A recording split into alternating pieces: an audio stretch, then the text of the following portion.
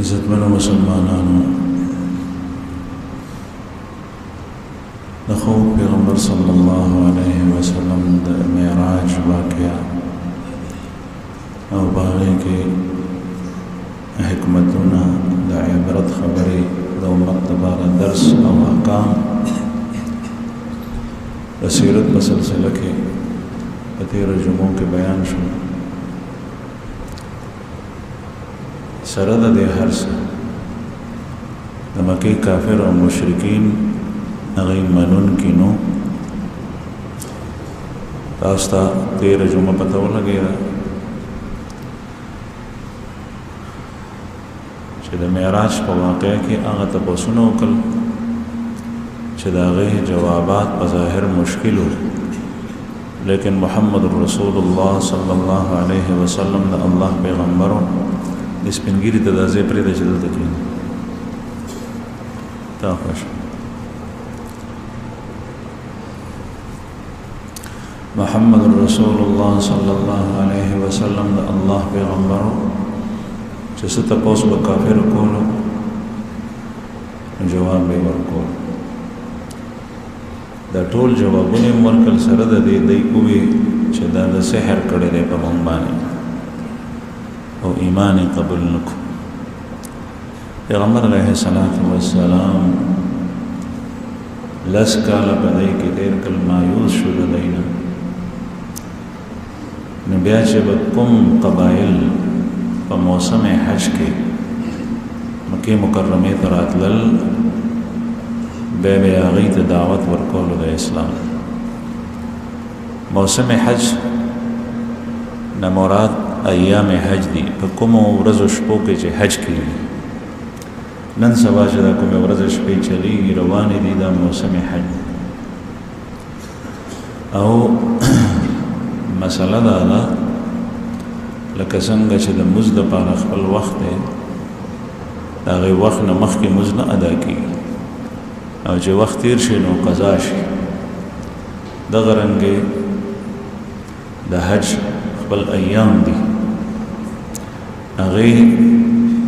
ورځو نه وړاندې حج نه ادا کېږي، او هغه ورځې چې تېرې شي نو بیا حج نه ادا کېږي، بیا به بل کال ته انتظار کوي. او داسې دي شوال، ذوالقعده او د ذوالحجې د میاشتې 10 ورځې، 2 میاشتې 10 ورځې دا ایام حج دي، دغې ته موسم حج. د جاهلیت په زمانه کې به خلک حج ته راتلو، د کافرو مشرکینو دورو د خانه کعبې تقدس او د هغې احترام د خلکو په زړونو کې و، او هغوی به د الله د راضي کولو کوشش کولو، اگر که طریقه او لارې غلطه وه. او چې کله سړی ایمان محفوظ نه کړي، کفر و شرک مبتلای، نو چې عباداتو سره خدای راضي کوي نو الله جل جلاله د خپل راضي کولو دا طریقه نه ده ښوولې. دا یاد ساتئ، بعضې خلک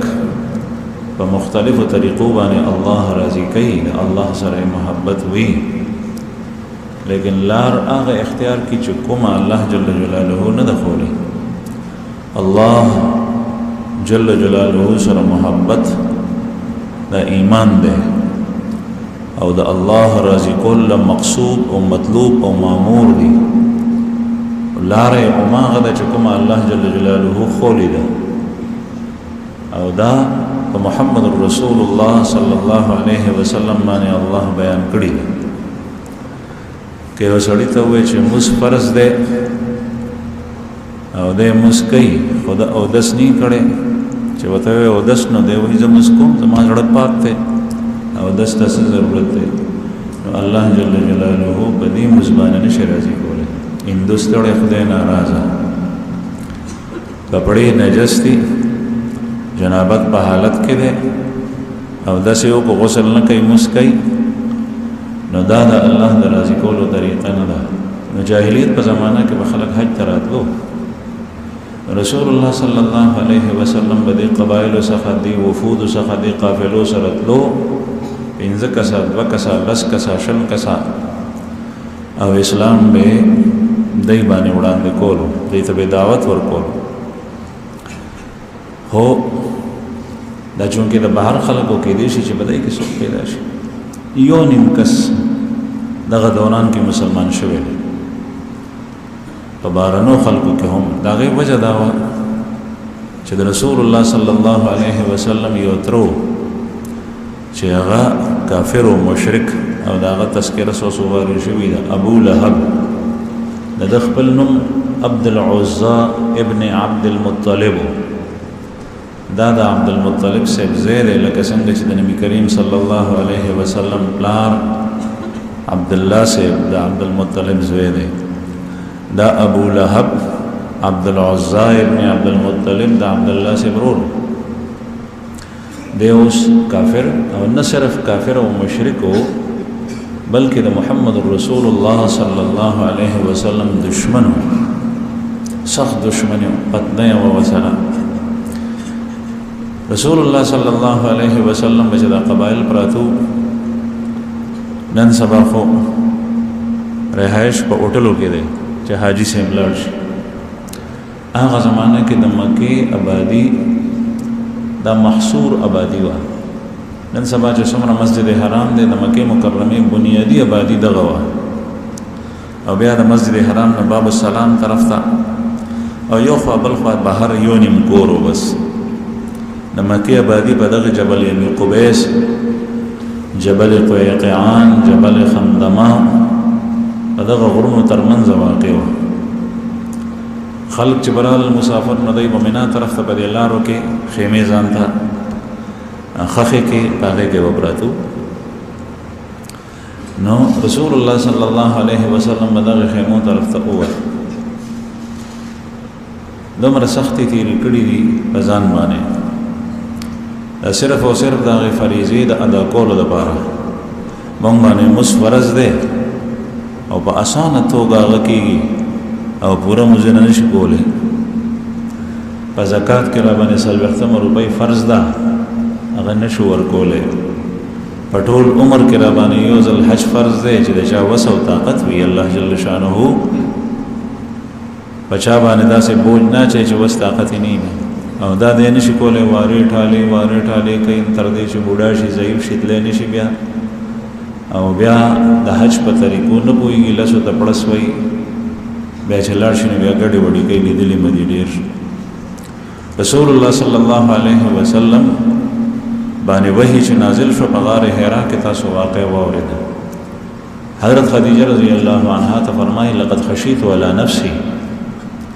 الله ز په خپل ځان یریږم علامه غنگوهی رحم الله فرمایي چې دا یری د دیوا چې زبدا فرض منصبی ادا کړې شم کنه دا ذمہداری چې الله جل جلاله زما په دی وګو واچور نو دا به ما نو کړی شي کنه اسینی چې زه د الله جل جلاله د حکم په ادا کولو کې او د فریضه کې پاتې راشم دا یې راوځه نو د دې لپاره هر څه په داو لګولیو آرام راحت شپه او ورځ د بل په غورونه خبرې دشمنی دا هر څه په خپل ځان غشتو چې د الله حکم سره ورسي خیمو ته بننوتو مبارک یو خیمه ته بلاړو هغه ته به دعوت ورکو بل ته بلاړو ورپسې به ابو جهل متصل لګیدل او ابو جهل دغه ترې د باغ خیمه والته وی چې ګره خیال ساتي د خبره عمل نه کوي د تاسو د عزا او د الله او د منات د عبادت نه اړي او تاسو په بدعاتو کې مبتلا کوي او گمراهی طرف ته مبيعي تاسو اصل لار نه تاسو وړي د ورپسې لګیدل او د مکه په سردارانو کې نو خلکو به مختلف جوابونه ورکول څوک خو به چپ او خاموش پاتې شو او دا یاد ساتي چې خبره یې اثر کوي که خبره یې هغه اثر کوي او چې بد خبره یې هغه اثر کوي د بد خبره دا اوریدونه د بد سړی د گفتار نزان ساتي بد مجلس کې مکینه دا غیر اثر وي خو مجلس کې کینه دا غیر اثر وي الله جل جلاله کستا په قسمت کې هدایت لیکلې نو الله پاک بتا صراط مستقیم باندې روان کی د چا خبره بستا د پاره باعث وګرځي سبب وګرځي خبره اوره همیشه د بد خبره دا اوریدو نزان سات انسانی شکل کې ستا هغه مرګره هغه عزیز رشتہ دار ستا شیطان دی چې تا ښه صحبت ته نه پرېږدي او هغه په انسانی شکل کې ستا شیطان دی چې یو غلط کردار او غلطې عقیدې کس ته تا بوځي چې راشه د خبرې واوره هغې نه ځان ساته. نو ابو لهب چې به خلکو پسې نبی کریم صلی الله علیه وسلم پسې خلکو د تلو نو خلک به اوړېدو، څوک به خاموش شول، چپ به پاتې شول. چا به نبی کریم صلی الله علیه وسلم ته په نرمه او پسته کې جواب ورکو، چا به سخت جواب ورکو، کنځلې به یې ورسره وکړي. مختلف صورتونه. ایاس ابن معاذ دا د اوس کس دی، یو څو نوجوانان دی د مدینې منورې نه راغلي وو او دی سره چې کوم دی نو د دی مشر ابوالحیسر د هغه نوم دی، هغه ورسره و. دی په دې نیت مکې ته رالل چې مونږ مکې ته لاړ شو او دا خزرج زمونږ دشمنان دي نو چې د مکې د خلکو نه مونږ مدد او تعاون وغواړو. نو د دې ملاقات رسول الله صلی الله علیه وسلم سره وشو. پیغمبر علیه الصلاۃ والسلام ته تاسو کې چې څنګه راغلي، کوم ځای نه راغلي، چې پلان کې ځای نه. دغه نبی کریم صلی الله علیه وسلم انتظار کولو چې د بار نه څوک راشي او هغه ته د اسلام دعوت ورکړي. وی د یثرب نه راغلي او هغه زمانہ کې مدینې ته یثرب وی. پیغمبر علیه الصلاۃ والسلام ورته فرمایل څه مقصد د بار راغلي؟ وی چې دلته کې قریشو کې خپل حلیف او مرګري پیدا کوو د خزرج خلاف. وی زه تاسو ته د دې نه بهتره خبره ونه ښیم. وی څه خبره ده؟ وی هغه دا چې د الله سره څوک شریک مه ګرځوئ. الله جل جلاله یو الله باندې ایمان راوړئ او زه د الله پیغمبر یم او ما د الله پیغمبر ومنئ او زما خبره ته غوږ کېږدئ. نو چې کله یې داسې څه خبرې وکړي نو ایاس ابن معاذ هغه یو زلمی و په دی کې هغه وایي د نورو ملګرو ته چې دی خو خبره دا سړی ډېره مزېداره خبره کوي او دې کې ګورې موږ ته غټه فایده ده او چې الله جل جلاله زموږ ملګری شي نو په دغه خلکو باندې به بیا وډ راځو. نو هغه چې کوم مشر ابوالحیسر هغه داسې یو موټی شګې راواخېستې او د ایاس ته په دې مخ راوویستې چې دروغ وی، مونږ دې دپاره نه یو راغلي مکې ته. دغه ایاس ابن معاذ رضی الله عنه مسلمان شو په دې جماعت کې، مختصر جماعت دی چې مدینې منورې ته تللی دی واپس. نو د ده مرګ بیا کلمې سره راغلی د چې سا وته نو لا اله الا الله سبحان الله الحمدلله الله اکبر دغه وی په دې کې ساوتی ده. کوم سړی چې هغه ایمان خپل کی او په دې زړه کې کوس کی نو داغه به دغه خاتمه په احسن طریقې سره کېږي. یاد ساتي، ایمان محفوظ کړي. دا یو خبره ته کوم چې نن سبا په خبره کې د سړی نه ایمان ځي. ایمان حفاظت کوي، ایمان محفوظ کوي. ته به خبره کې د خلې نه نن سبا معاشره کې داسې خبر روزي چې ایمان د سړی نه ځي او داسې حرکات کېږي په مجالسو کې چې ایمان د سړی نه ځي. په کفر کول دا کفر دی، په کفر باندې راضي پاتې کېدل دا کفر دی. کفر کوون کی سره مرګرتیا کول او هغه خوخول سره د کفر او هغه ته د برکت دعا کول دا کفر دی. دا خبرې د ځان نه دي، د قرآن پاک او د رسول الله صلی الله علیه وسلم حدیثو کې رضا بالکفر دا کفر دی. ته کفر نه کې یو سړی کوي ته وایي چې دا ټیک دی، دا رضا بالکفر کفر. ته به خبر نه تانه ایمان وته د خپل ایمان حفاظت کوي. ایمان سرمایه چې آخرت ته لاړه نو زنا، شراب نوشي، حرام، ډکیتی دا برته معاف شي او جنت به آخر کې لاړ شي. او چې څومره مزونه او عبادات کړي ایمان نه محفوظ نکو نو دا به وي سره د دې به همیشه په جهنم کې پروت دی. الله دې مونږ وساتي. ایاس ابن معاذ رضی الله عنه په آخر کې کلمه نصیب شو. په دې باندې ټول اتفاق ته شدید اسلام په حالت کې تللی. رسول الله صلی الله علیه وسلم په دغه خیمو کې خلکو ته چې ایمان وړاندې کولو نو یو قبیلې ته دعوت ورکولو لپاره لاړو. حضرت ابو بکر صدیق رضی الله عنه او حضرت علی کرم الله وجهه وسره. حضرت علی صاحب چې ایمان راوړی نو دا تاسو ته مخکې تیر شوي دی الکو. ابو بکر صدیق رضی الله عنه په پخو سړو کې چې عمر ته ورسېږي نو د ایمان راوړی دی. اول دا دواړه حضرات وسره دي، نبی کریم صلی الله علیه وسلم لاړو نو یو قبیله ده بنو زهل ابن شیبان قبایل هغه زمانه کې دا قبیله راغلي و په مینا کې دی. رسول الله صلی الله علیه وسلم د خپل ترتیب مطابق دی قبیله والو څخه لاړو. د دې دوه مشرانو مفروق ابن عمر، هانی ابن قبیصه دا ټول کافر دي. رسول الله صلی الله علیه وسلم دای څخه لاړو چې دای ته اسلام وړاندې کی، دای ته ځان وړاندې کی، ګوره کدی قبول کو. ابو بکر صدیق رضی الله عنه وسره د چې څنګه نبی کریم صلی الله علیه وسلم او دا حضرات ورسېدل نو مفروق ته وایي چې تاسو سره خبرې کولې. ابو بکر صدیق رضی الله عنه خبره شروع کړه،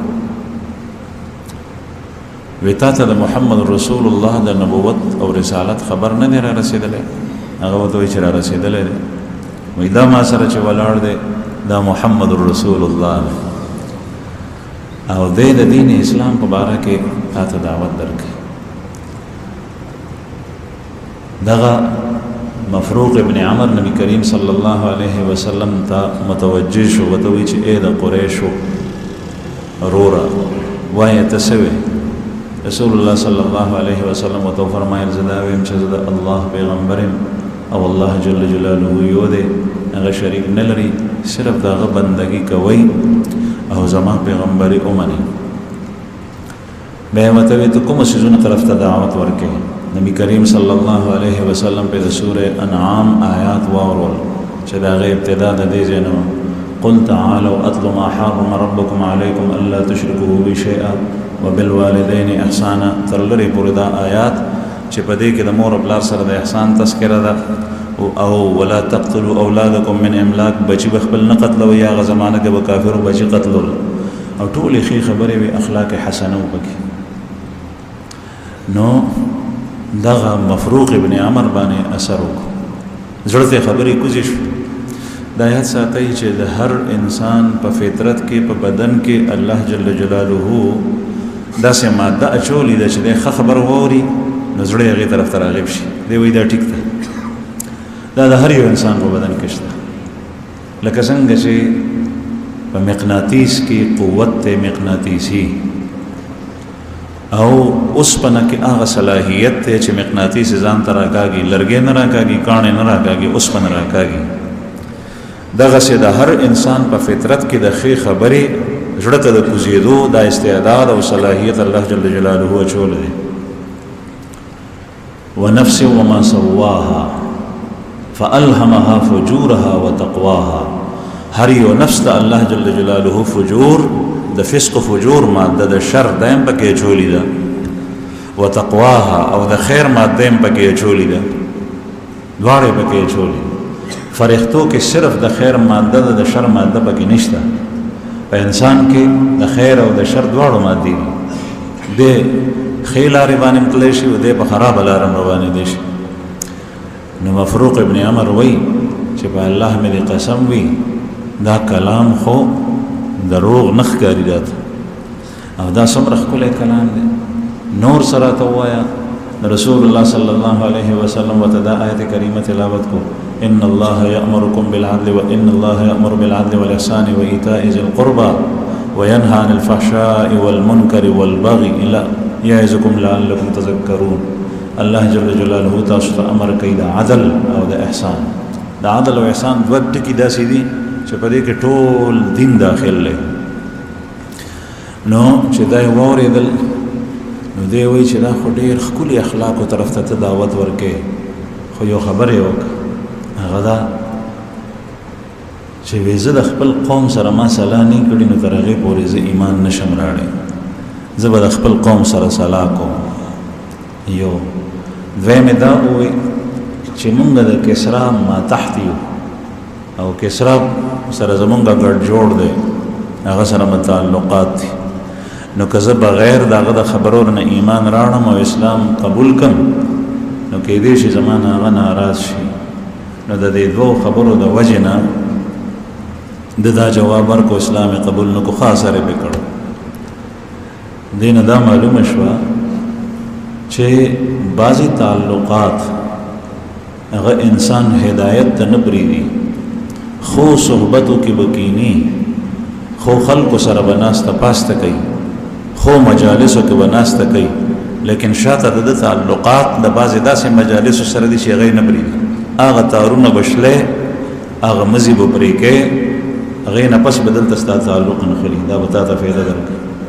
چې تر څو پورې هغه تعلقات وي چې کله سړی واپس لاړ شي نو هغې نه غلط معاشرې سره تعلق مضبوط ساتل چې د دې معاشرې نه خو عزم نه کله کله سړی د هدایت نه ایثار کړي. هغه دغسې د غلطو خلقو سره تعلق ساتل کله سړی هغه د هدایت نه ایثار کړي، هغه به پرېږدي، بیا به د الله جل جلاله سره مزي او تعلق مضبوطېږي. نن سبا د کافرو ملکونو سره د یهودو سره د نصاراو سره زمونږ د حکمرانانو د قوم او د ملت او د ملک د مشرانو تعلقات وي. هغه تعلقات یې کله کله ایمان ته سلب کړي، دې خبر نی دین په داو لګي، ایمان په داو لګي، مسلمانان په داو باندې لګي او د مسلمانانو املاک په داو لګي، خو هغه کس نه راضي کوي ځکه چې هغه سره مې تعلق دی چې هغه خپه شي ماته نقصان رارسي. دغه کس مفروق ابن عمر د اسلام راوړون دغه شی معنی شو، زړه ته اسلام کوشو، قرآن کریم د آیات به ورخښ شي، خو دغه تعلقاتو د وجې نه هغه پاتې شو. حضرات چې چا اهل سیر دي سیرت یې لیکلی دی، هغه یې یو چېرته په احادیثو کې د ده په باره کې و چې څومره د صحابو کتابونه د ده نوم نشته مفروق بن عمر، دې نه معلومېږي چې د اسلام نه دی قبول کړی، د هغې رکاوټ دا ګرځېدل. رسول الله صلی الله علیه وسلم دته جواب ورکړو چې الله جل جلاله د خپل دین حامی دی، هغه به د خپل دین مدد په خپله کوي، هغه چاته محتاج نه دی. والله هو الغنی الحمید، او الله جل جلاله چاته محتاج نه دی، بے پروا دی،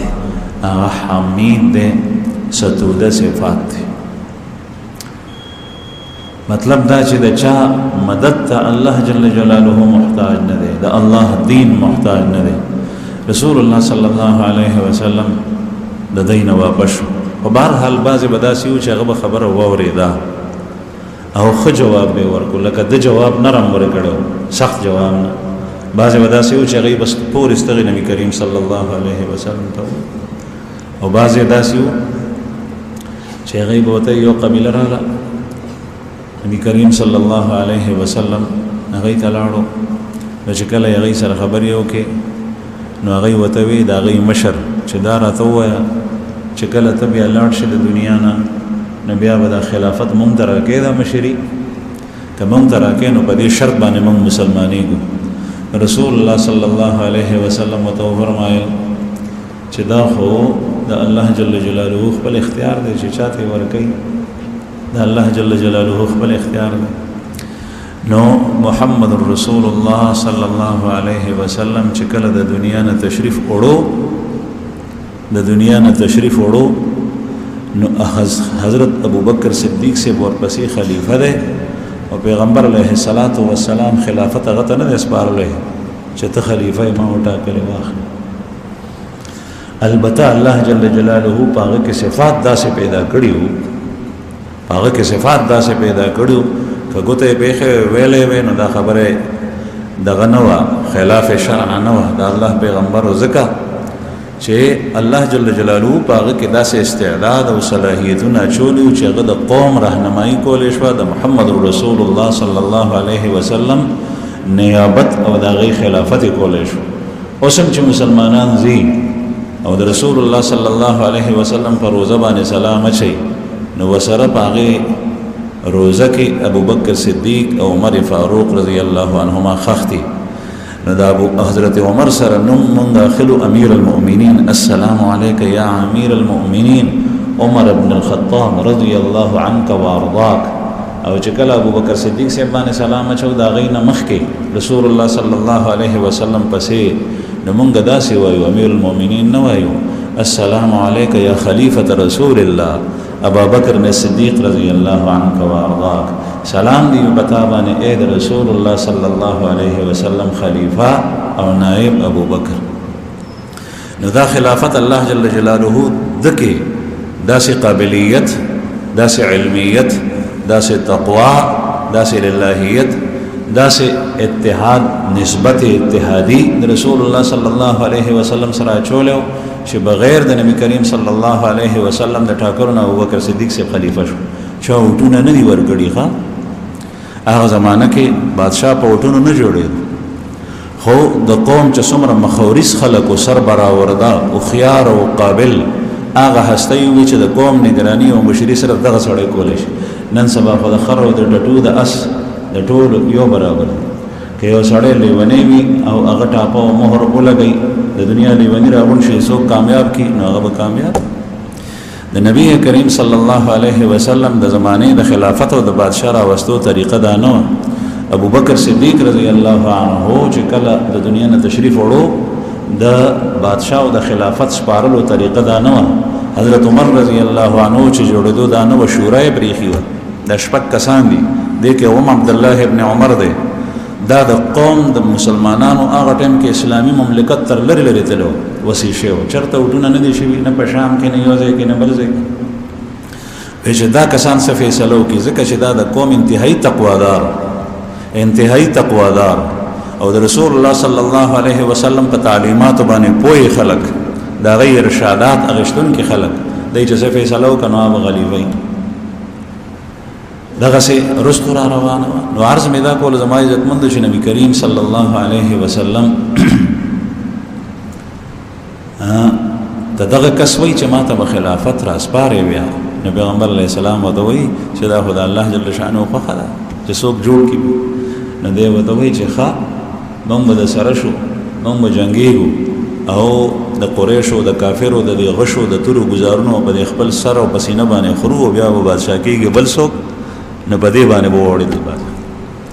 دا څه قسم خلق وي دا هغه خلق وي چې بچا باندې د دنیا محبت دومره غالب وي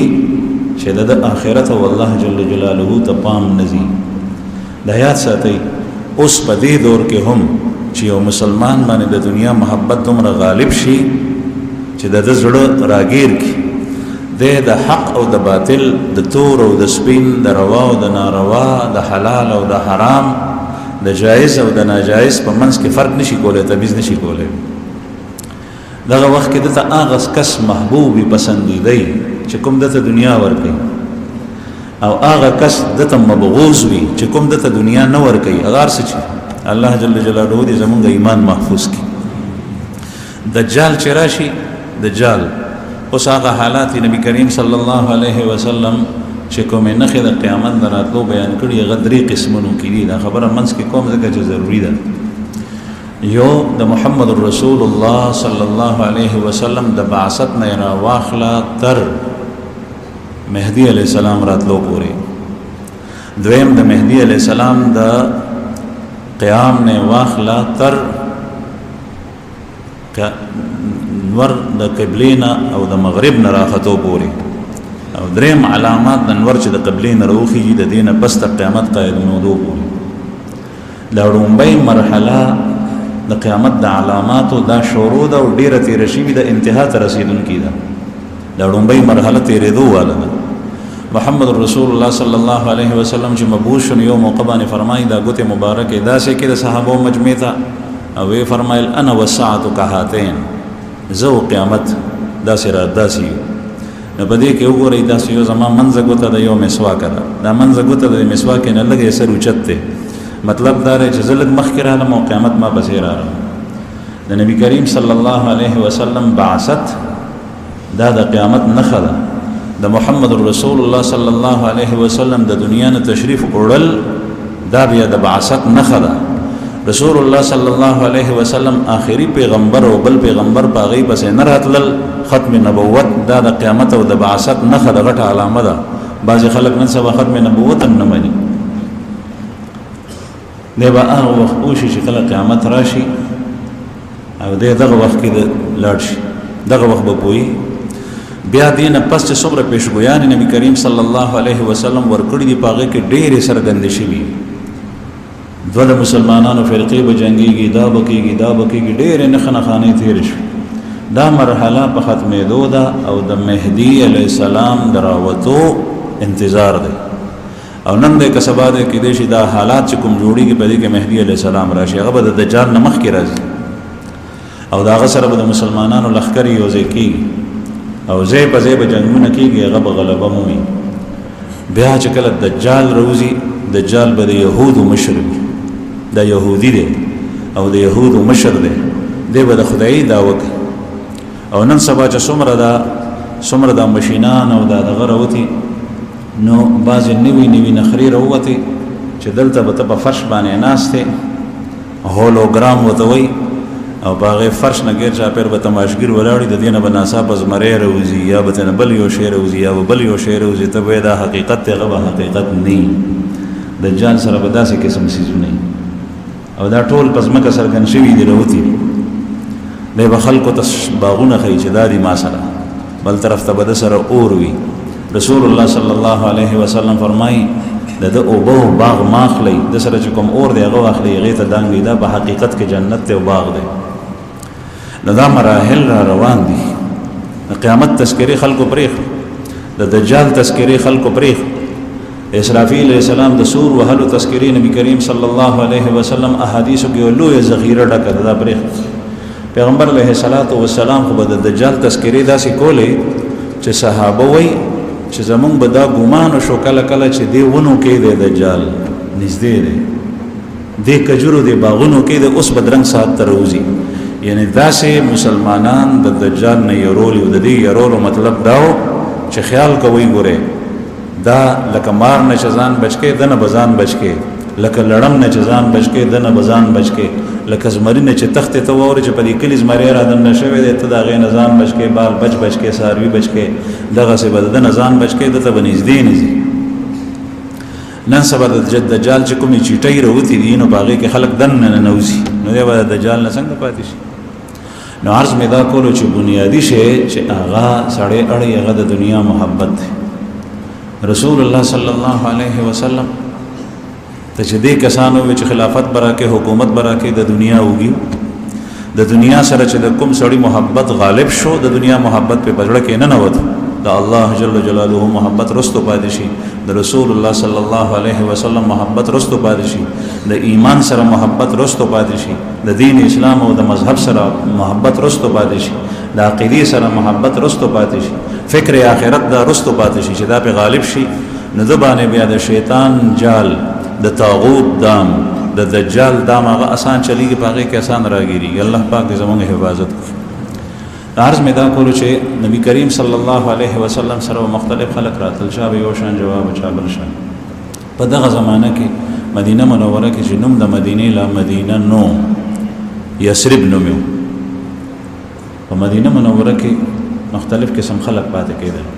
دوه غټې قبیلې د مشرکینو وې اوس او خزرج او د دې تعداد ډیر زیات شمیر او بل قبایل د یهودو مذهبي لحاظ سره یهودو باغی کی قبیلې ډېرې وړې مشهوري قبیلې لکه بنو قینقاع بنو نضیر بنو قریظه وغیره وغیره بیا په دې کې واړه شاخونه خو د دې شمیر او تعداد د مشرکینو په مقابله کې کم او اوس او خزرج په مقابله کې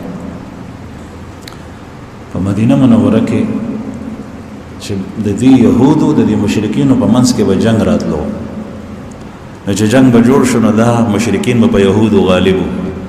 یهودو سره سرمایه وه هغوی جنگ نه غوښتو او دوی پرېښول لپاره نو دې یهودو به ورته ویل چې تاسو صبر وکئ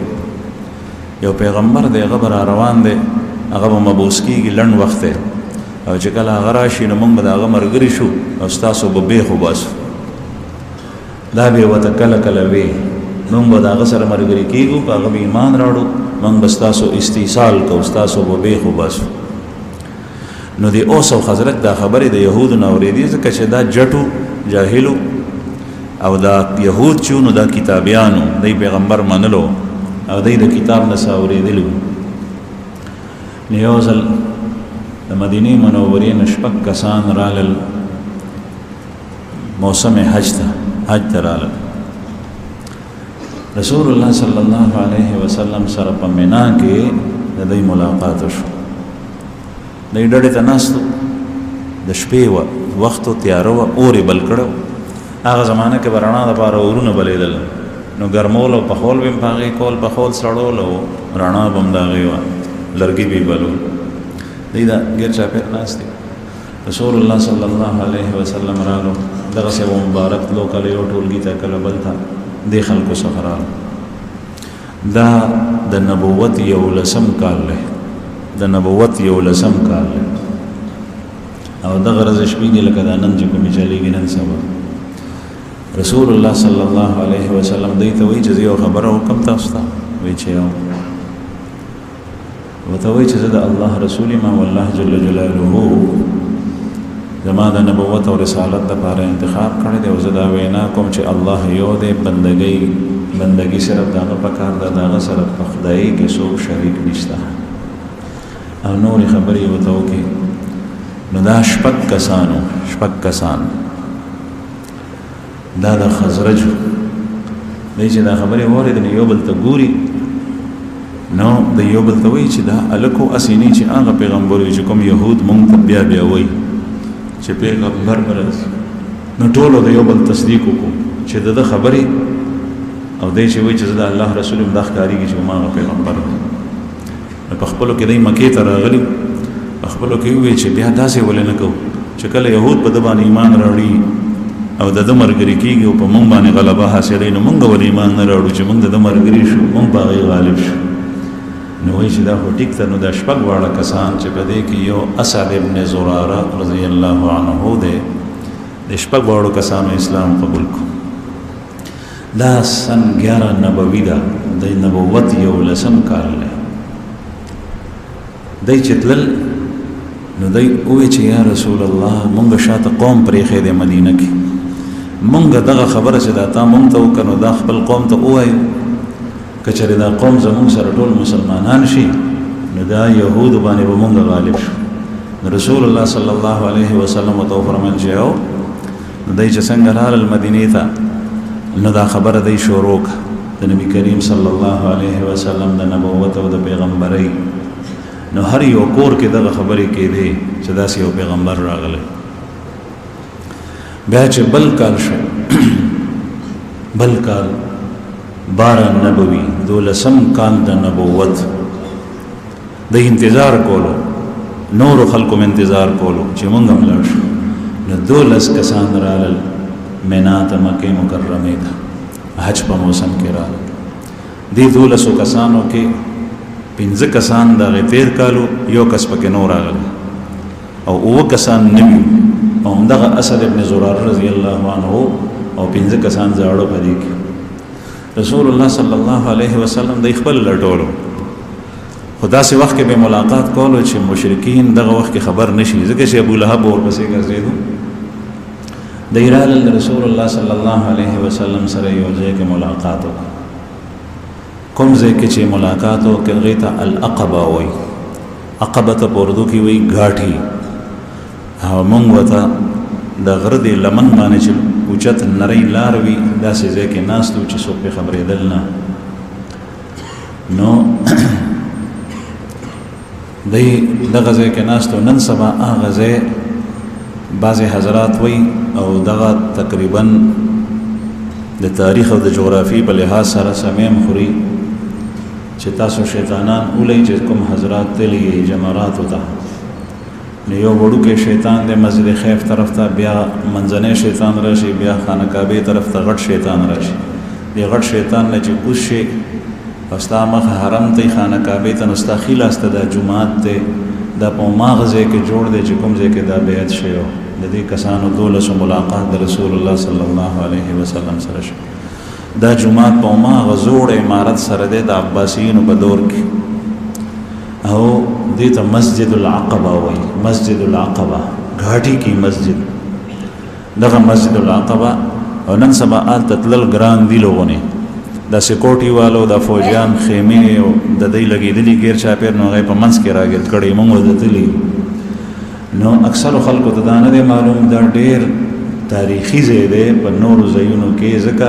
چې د اسلام نشاعت چې مدینه منوره کې شوی دی د هغې بنیاد کې دغه ځای دی. دلته کې بیعت د رسول الله صلی الله علیه وسلم په لاس باندې شوی. نبی کریم صلی الله علیه وسلم ته داسې شاندار سټیجونه او جلسهګاه نه جوړېږي. وحی چې پرې راغلی دی په غار حرا کې، او مدینه منوره کې چې د اسلام بنیاد لګېدلی دی نو د دې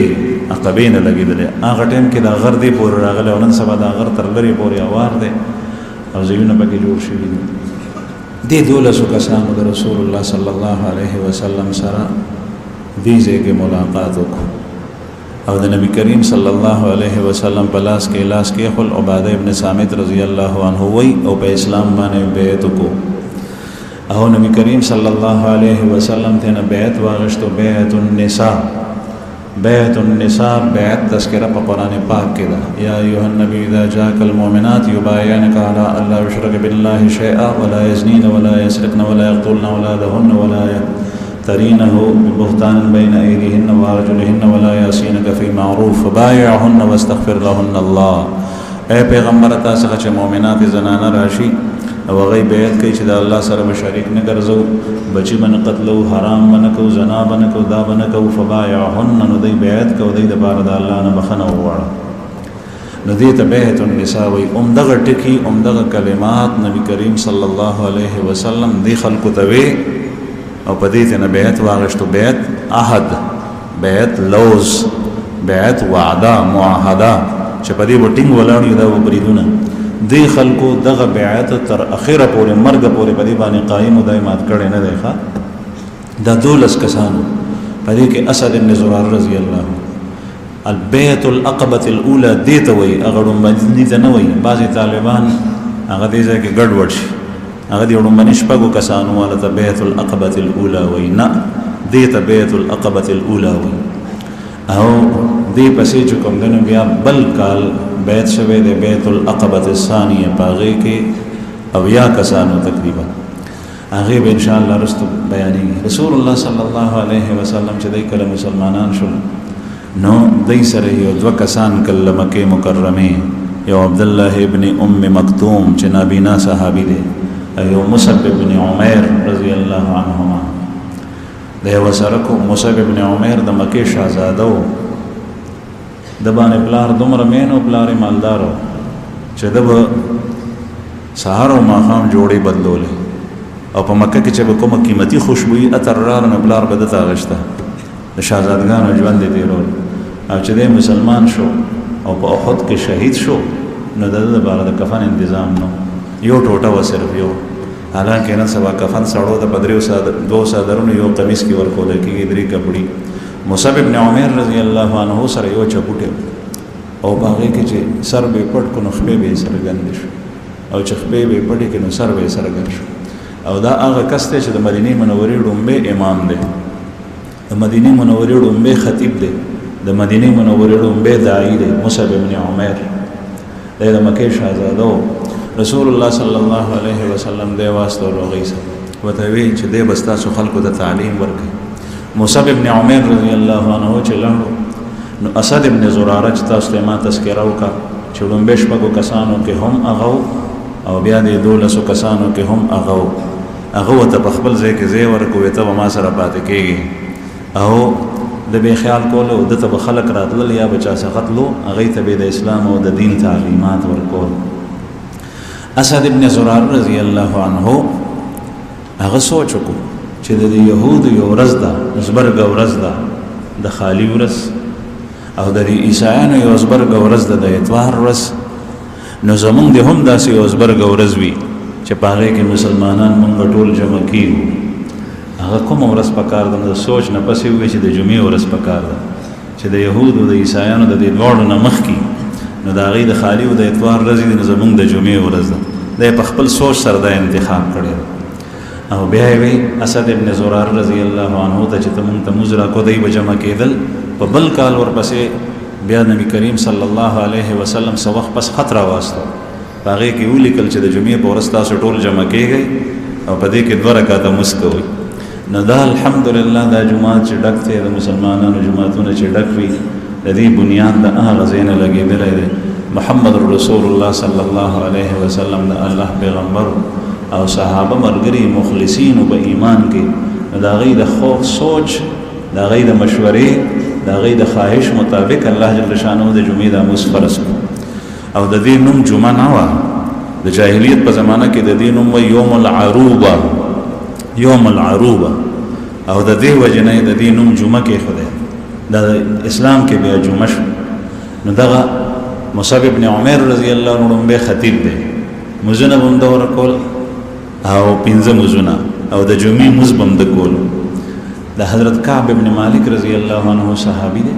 دا هغه صحابي دی چې قران پاک کې د تذکرہ رضی نوم سره نه ده او ذکر اشته لوی واقع ذکر ده د تبوک نه دی پاتې شوی وعلى الثلاثه الذين خلفوا حتى اذا ضاقت عليهم الارض بما رحبت دا غدریو کسانو توبه الله قبول کړه چې څوک رستو پاتې شي کعب ابن مالک رضی الله عنه دا زوړ صحابي دی د زوید عبد الرحمن ابن کعب چې د جمعې مستطلو نو عبد الرحمن ابن کعب وی زوی تابعی دی چې ما د خپل د لاس نه نیولې و ځکه چې بوډا او کمزور شو نو چې کله به د روان شو جمعې مستو مې روان کونو حضرت اسد ابن زراره رضی الله عنه ته دعا کوله دعا به وته کوله خامخه وې ما وی چې هر جمعه د دعا کوي نو راشه کدا تاسو دیونه کو نو تب خونه کې د دې پلان نه تاسو ته چې د اسد ابن زراره ته ولې دعا کوي د جمعې په ورځ نیوزل د پلان نه کعب ابن مالک رضی الله عنه تاسو کو چې سه زتا اورم چې ته هر جمعه چې زتا بیا هم لاس نه نیولې نو ته اسد ابن زراره ته دعا کوي وی چې بچي